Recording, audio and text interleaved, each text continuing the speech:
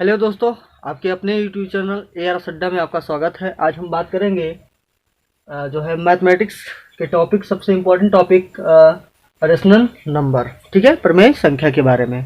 तो आइए देखते हैं कि प्रमेय संख्या क्या होती है, इनकी संक्रियाएं क्या हैं, इनके ऑपरेशन क्या हैं, जानेंगे इस वीडियो में, ठीक है। और ठीक है, स्टार्ट करते हैं। तो रेशनल नंबर या प्रमेय संख्या क्या होती है, इसके बारे में देखना है। तो प्रमेय संख्या से पहले कुछ संख्याएं और जान लेते हैं जो इनको जानने में सहायता प्रदान करेगी आपको। तो पहला है आपका प्राकृतिक संख्या। प्राकृतिक संख्या, ठीक है बच्चा, प्राकृतिक संख्या, मजा आ जाना चाहिए, जान लेना, ठीक है। तो नेचुरल नंबर, जिसको इंग्लिश में कहते हैं नेचुरल नंबर। नेचुरल नंबर क्या होता है, प्राकृतिक संख्याएं क्या होती हैं। हम सभी लोग जानते हैं कि वस्तुओं को गिनने के लिए हम जिन संख्याओं का उपयोग करते हैं उन्हें हम रेशनल नंबर यानी नेचुरल नंबर या प्राकृतिक संख्याएं कहते हैं, ठीक है। तो प्राकृतिक संख्या जैसे आपका 1 हो गया, 2 हो गया, 3 हो गया, 4 हो गया, 5 हो गया, 6 हो गया, डॉट डॉट डॉट डॉट, ये इन्फिनिटी तक जाता है, अनंत तक जाता है, ठीक है। दूसरी बात कर लेते हैं हम पूर्ण संख्या की। पूर्ण संख्या की बात कर लेते हैं कि पूर्ण संख्या क्या है। होल नंबर, जिसको कहते हैं होल नंबर। तो बच्चा, होल नंबर क्या होता है, इसको देख लेते हैं कि होल नंबर। तो होल नंबर क्या है कि ऐसी संख्या जो प्राकृतिक संख्या के आगे जब हम जीरो को लगा देते हैं तो हमारी क्या बन जाती है, होल नंबर बन जाता है, पूर्ण संख्या बन जाती है। जैसे 0, 1, 2, 3, 4, 5 dot dot dot dot dot, ये भी इन्फिनिटी तक जाता है, अनंत तक जाता है। इसके बाद में तीसरा आपका आता है पूर्णांक संख्या। क्या आता है भैया, पूर्णांक संख्या। पूर्णांक संख्या क्या होता है आपका, पूर्णांक संख्या जो कि क्या होता है, इसमें 0 से लेकर दाईं ओर जब जाते हैं आप, दाएं ओर आप जाते हैं, दाहिना हाथ किधर है, तो आपका इधर है, तो एक धनात्मक पूर्णांक कहलाता है ये। और जब बाईं ओर जाते हैं तो ये ऋणात्मक पूर्णांक आपका कहलाता है, ऋणात्मक पूर्णांक, ठीक है।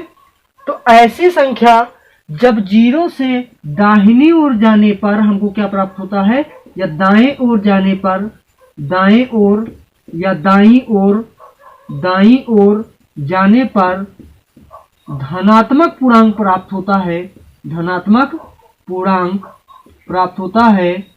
और बाईं ओर जब जाते हैं, बाईं ओर जब जाते हैं तो ऋणात्मक पूर्णांक ज्ञात होता है, ऋणात्मक पूर्णांक संख्या पता चलती है, ठीक है दोस्तों। तो अच्छा ध्यान से पढ़िएगा, ठीक है, मजा आने वाला है इस टॉपिक में। मिटा दे रहे हैं, देखो।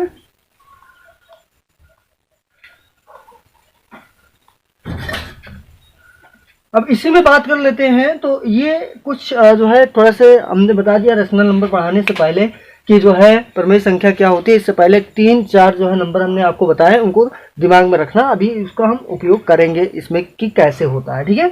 तो आते हैं कि प्रमेय संख्या क्या होता है। तो आपने भिन्नात्मक संख्याएं, फ्रैक्शन नंबर्स आपने पढ़े होंगे, तो उन्हीं से रिलेटेड आपका एक टॉपिक है। तो इसमें क्या बताया जाता है कि ऐसी संख्या, रेशनल नंबर क्या है, ऐसी संख्या जिसको p/q या अंश बटे हर के रूप में लिख सकें तथा q या हर बराबर नहीं है 0 के। ये कंडीशन मतलब कि आपकी जो है दिमाग में होना चाहिए कि अंश बटे हर के रूप में तो लिख सके, लेकिन हमारा जो है हर या आपका जो q है ये हमारा 0 के बराबर नहीं होना चाहिए, ठीक है बच्चा। जैसे कुछ एग्जाम्पल लेते हैं, तो ऐसी संख्या हमारी क्या कहलाएंगी, प्रमेय संख्याएं या रेशनल नंबर कहलाते हैं, ठीक है। जैसे हम लिखते हैं कि क्या बताइए, अगर आपसे क्वेश्चन करें कि क्या क्या 0 1 2 3 4 5 प्रमेय संख्या है या नहीं? प्रमेय संख्या है या नहीं? तो बच्चा आप क्या बताएंगे, है या नहीं? ये मान लीजिए हमने प्रश्न कर लिया आपसे पहला कि जो है क्या 0 1 2 3 4 5 प्रमेय संख्या है या नहीं। तो आपका जो कॉन्सेप्ट है ये होना चाहिए कि ऐसी संख्या जिनको हम p बाई क्यू या अंश बटे हर के रूप में लिख सके, जहां q या हर आपका 0 के बराबर नहीं होना चाहिए। ठीक है बच्चा, तो 0 के बराबर नहीं होना चाहिए, तो वे संख्या हमारी क्या कहलाती हैं? प्रमेय संख्या कहलाती है। तो आइए इसको चेक करते हैं कि क्या ये प्रमेय संख्या है कि नहीं है। ठीक है, ठीक है बच्चा, मजा आ जाना चाहिए। ठीक है, तो देखिए अब हम फॉलो करते हैं, जैसे हम 0 को लेते हैं कि 0 हमारी प्रमेय संख्या है या नहीं। तो 0 को भैया 0 बट्टे 1 लिख देंगे, तो ये भी बराबर 0 के होता है। अब हम इससे तुलना करवाएंगे कि p बट्टे q से तुलना जब करवाते हैं तो आप देखिए p आपका क्या है? 0 है, और q आपका क्या है? 1 है। अर्थात आप ये कह सकते हो कि हमारा q does not equal to 0।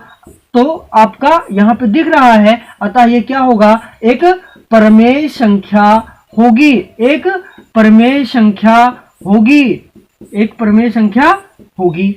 ऐसे ही जब 0 एक प्रमेय संख्या है तो बट्टे 1 इसको लिख सकते हो, बट्टे 1 इसको लिख सकते हो, और बट्टे 1 इसको, अपान में इसको, बट्टे 1 इसको। तो ये भी आपके क्या हो गए? अंश बट्टे हर के रूप में हो गए, अर्थात p बाई क्यू के रूप में हो गए। तो जहां q आपका क्या है? 1 है, यह q मतलब डज नॉट इक्वल टू 0 को पालन करता है। अर्थात ये सभी संख्याएं हमारी क्या हो जाएंगी? प्रमेय संख्याएं हैं, नहीं आपका गलत है। समझ में आया बेटा? ठीक है, आगे बढ़ते हैं कि अब प्रमेय संख्याओं में हमको पढ़ना क्या है, क्या कौन कौन से जो है चीजें इसमें पढ़नी पड़ेंगी। तो प्रमेय संख्याएं में आप जानते हैं कि इसकी संक्रियाओं पर बात करते हैं कि प्रमेय संख्याओं पर आधारित संक्रियाएं, प्रमेय संख्याओं पर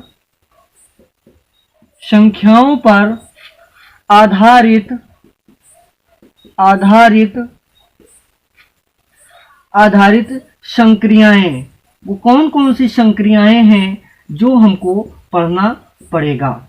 ठीक है, तो इसमें आपका पहला जो है पॉइंट है वो है योग का। ठीक है, योग की संक्रिया पढ़ना है इसमें। दूसरा आपका पढ़ना है, योग कह सकते हैं या इसी को जोड़ की संक्रिया कह सकते हैं। दूसरा है अंतर की संक्रिया।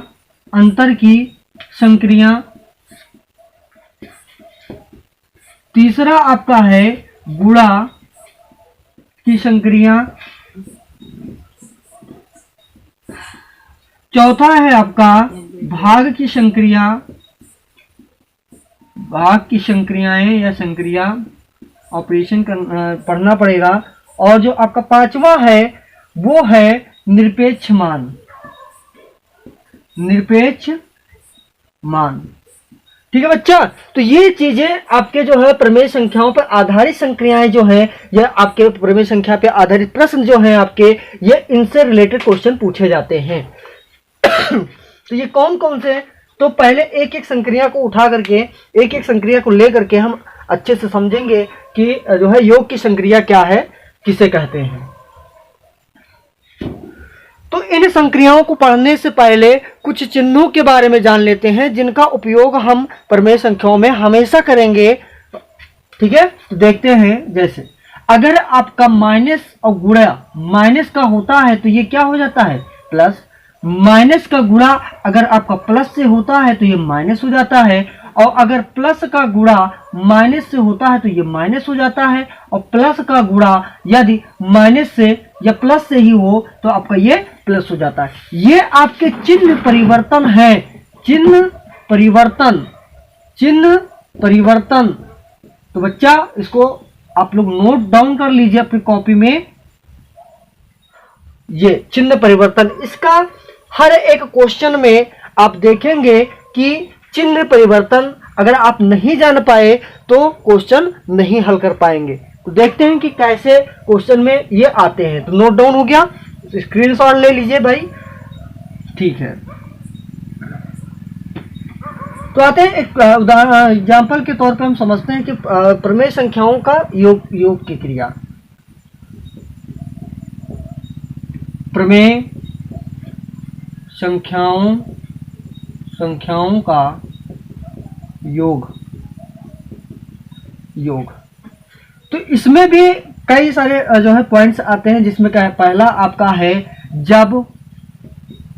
जब हर बराबर हो।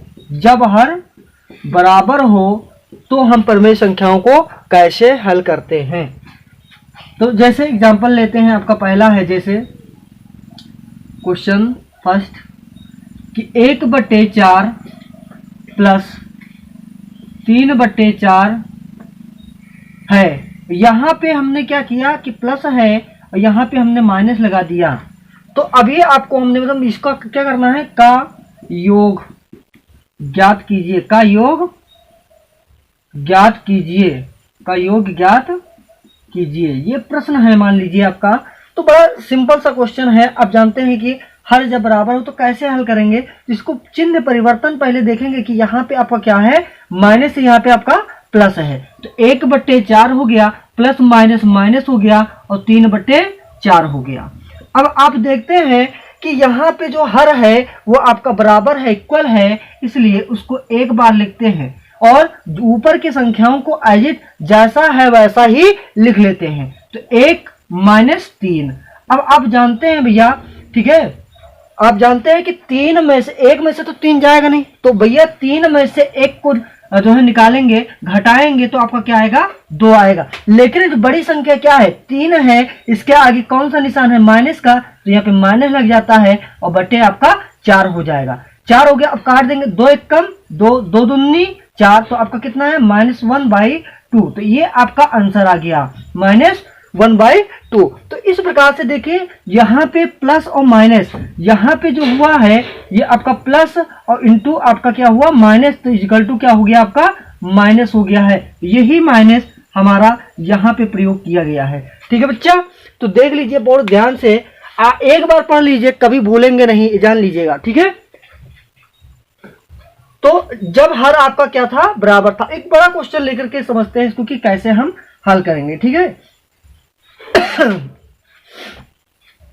जैसे क्वेश्चन नंबर आपका 2 लेते हैं, इसमें लेते हैं जैसे 5/7 प्लस माइनस 8/7 प्लस माइनस 11/7, ये भी आपका माइनस। अब इस का योग ज्ञात करना है। का योग ज्ञात कीजिए, का योग ज्ञात कीजिए। तो कैसे योग ज्ञात करते हैं, थोड़ा सा ध्यान दीजिएगा। यहाँ पे 5 आपका क्या है, 7 है, प्लस माइनस माइनस हो जाएगा 8/7। अब यहाँ पे देखेंगे प्लस और यहाँ तो प्लस है, लेकिन यहाँ पे क्या है आपका माइनस। दोनों जगहों पे माइनस, ऊपर नीचे दोनों अंश और हर में दोनों है, तो ये माइनस माइनस आपका कट जाता है। यहाँ पे प्लस लिखेंगे, 11 क्या हो गया, 7 हो गया। अब क्या करेंगे, हर आपका क्या है, बराबर है। जब हर बराबर है तो एक बार आप हर को लिखेंगे यहाँ पे ऐसे ही, और जैसी संख्या ऊपर है ऐसे लिख लेते हैं। जैसे 5 है, माइनस का चिन्ह है, माइनस लगा दिया। 8 है, 8 का चिन्ह है, 8 ऐसे लिख दिया। प्लस है, प्लस का चिन्ह लगाया, ऐसे लिख दिया। और 11। अब देखते हैं कि 11 के आगे प्लस है और 5 के आगे आपका प्लस है, कुछ नहीं है तो प्लस माना जाता है। तो अब इसको क्या करेंगे कि 11 और 5 कितना होता है, 16 होता है, और 16 और माइनस 8 और बट्टे क्या लिखेंगे, 7 लिखेंगे। अब आप घटा लीजिए, 16 में से 8 गया, कितना बचा, 8 बचा, 7 और बट्टे क्या लिख देंगे, 7। तो भाइयों आपका बच्चा उत्तर क्या हो जाएगा, 8/7। मतलब जो योग आया वो आपको कितना हो गया, 8/7 हो गया। तो इस प्रकार से हल जो है, जब हर बराबर हो तो प्रमेय संख्याओं का योग हम कैसे ज्ञात करते हैं, आपने देखा। अगर समझ में नहीं आया है तो कमेंट बॉक्स में जरूर बताइएगा कि सर समझ में नहीं आया, दोबारा आपको बताएंगे, ठीक है। जितनी बार पूछोगे उतनी बार हम आपको बताएंगे, ठीक है। तो योग प्रमेय संख्याओं का योग की संक्रिया पे ये जब हर बराबर है तब हल करते हैं। अब दूसरा पॉइंट आते हैं कि जब हर बराबर ना हो, जब हर बराबर ना हो, जब हर बराबर ना हो तब हम कैसे हल करेंगे। हर बराबर का मतलब समान, इक्वल ना हो, ठीक है, समान ना हो या बराबर ना हो तब कैसे हल करते हैं, आइए देखते हैं। क्वेश्चन नंबर 3, जैसे हमने ले लिया यहाँ पे 12/3 ले लिया और प्लस यहाँ पे जो है कर लिया -11/4 कर लिया। अब का योग ज्ञात करना है, का योग ज्ञात करेंगे, का योग ज्ञात करो, ये मान लीजिए प्रश्न है आपका, ठीक है। तो बच्चे इसमें ध्यान देना ये है कि पहले हम चिन्ह परिवर्तन जरूर कर लेते हैं, ठीक है। 12/3 ऐसे ही लिख लेंगे, प्लस माइनस माइनस होगा 11/4। अब देख रहे हैं हर बराबर नहीं है हमारा, अंश ऊपर हर नीचे, तो हर आप देख रहे हैं यहाँ पे 3 है, यहाँ पे 4 है, मतलब हर बराबर नहीं है। तो इसको एक तरीके तो आप ये कर सकते हो कि इनका हर और इनका हर क्या कर लो, बराबर कर लो। तो कैसे बराबर कर ले, यहाँ पे 3 है, अगर इस यहाँ पे 3 ऊपर और 3 नीचे से गुणा कर ले, यहाँ 4 है हर, तो 4 से यहाँ पे और 4 से यहाँ पे हर गुणा कर ले तो हर हमारा बराबर हो जाएगा। जैसे 12 चौक 48 होता है, 4 तियां 12 हुआ, माइनस आपका है 11 तियां 33 हो गया और 4 तियां 12। अब देख रहे हो कि आपका हर क्या हो गया, बराबर हो गया, इक्वल हो गया। तो बड़े आसानी से आप कर सकते हो, एक बार हम 12 लिखेंगे, बाकी जैसी संख्याएं हैं ऐसे लिख लेंगे। 48 माइनस का चिन्ह है, माइनस लगा लेंगे, 33 है 33 लगा लिया। अब इसको आप हल करेंगे, 48 में से 33 निकालिए तो 8 में 3 गया तो आपका आएगा 5 और 4 में 3 गया तो आपका 1 और बट्टे कितना आ गया, 12 आ गया। अब देख लो 3 से कट रहा है तो 3 5 15 और 3 चौको 12, तो 5 बट्टे कितना आ गया, 4। आपका ये आंसर हो गया। तो हर आप बराबर यहाँ पे लिख सकते हो, हर बराबर करने पर, हर बराबर करने पर, हर बराबर करने पर। एक तो तरीका ये हो गया कि आप हर बराबर कर लीजिए। दूसरा तरीका क्या अप्लाई करेंगे कि जब हर बराबर ना करना जानते हो या ना कर पाते हो तब क्या करेंगे, उसको भी देख लेते हैं कि जो है सेकेंड मेथड क्या होता है, ठीक है। तो मजा आ जाएगा, मजा एकदम बहुत बढ़िया चैप्टर है।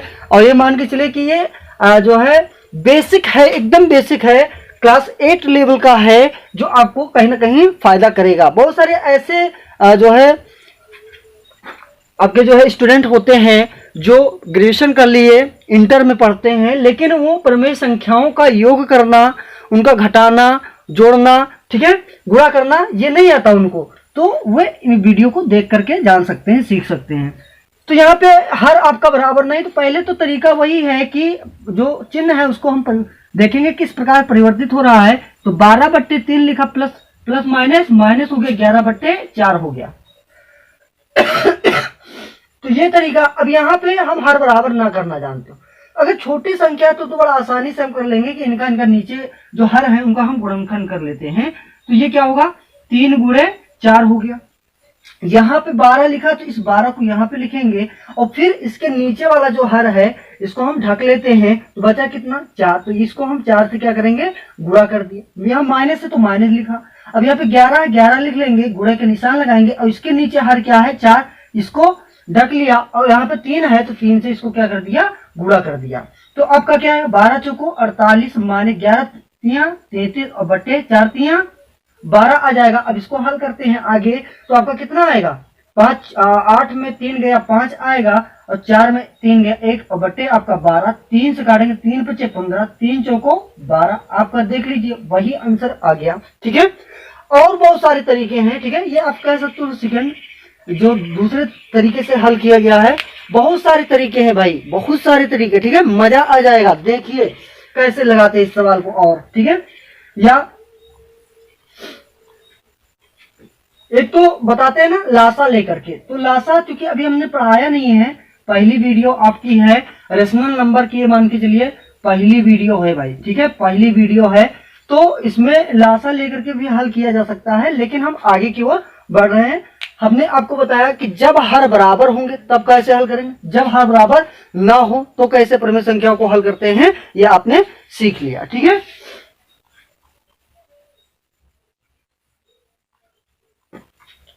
दूसरा आते हैं, अब क्लास 8 की बात किया जाए, अगर कक्षा 8 की बात करें तो उसमें जो है संख्या रेखा पे निरूपण करने के लिए सवाल देते रहते हैं कि संख्या रेखा पे किस प्रकार से निरूपण हम करते हैं। ठीक है, तो आइए जो है क्वेश्चन को देखते हैं। जैसे एक क्वेश्चन है 3/5 और प्लस -13/5 को संख्या रेखा की सहायता से